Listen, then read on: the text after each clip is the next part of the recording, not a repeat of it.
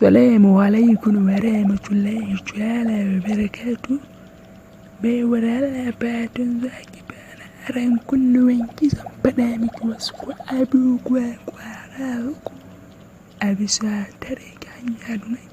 Fatan za ki bani aron lokacin na baka karatu ne za ku koya min ustaz ko kuma shawara ce za ka bani, ina jin ka. Ba damuwa, wasu abubuwa ne da ke ƙarƙashin zuciyata nake so na ciro na faɗa miki.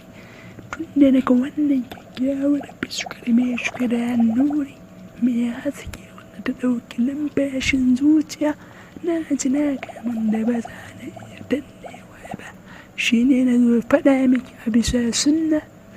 Tsarancan ustazu kuma kun yi kalaman soyayya haka, abin ya ban mamaki. Ana ta wani abu ne za ka gaya mun, ashe da wani maganganun ka so daban da ke ranka. Subhanallah baiwar Allah, ya kike faɗar wannan maganganun?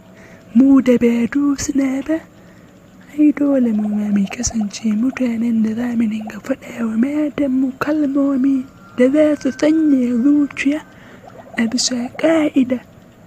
Kin yi kyan da ba zan iya haƙura ba ne, shi yasa na zo furtawa cikin sauri, amma kin haɗu fatan ban makara ba.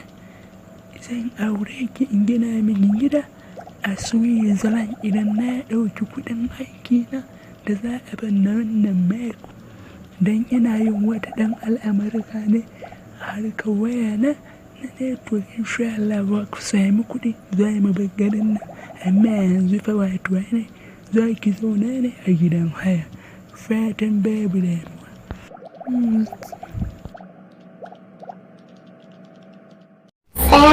Tsaya abokina, bayan ka tsaya a kwaran ka shigo shirin da farko, kar ka taɓa manta da subscribing kamar haka kenan. Akwai wata alama da za ka danna, in ka danna za ta nuna maka alamar subscribing. Da zaran ka danna alama ce kamar wannan, ka gani ka danna mana subscribing domin samun ingantattu da kuma ƙararrawar sanarwa, ingantattun ayyukanmu da kuma nishaɗinmu don ku fa kun sani ku namu ne, mu ma na ku. I love you all my fans, farin cikin zuciya, love me you. Ku huta.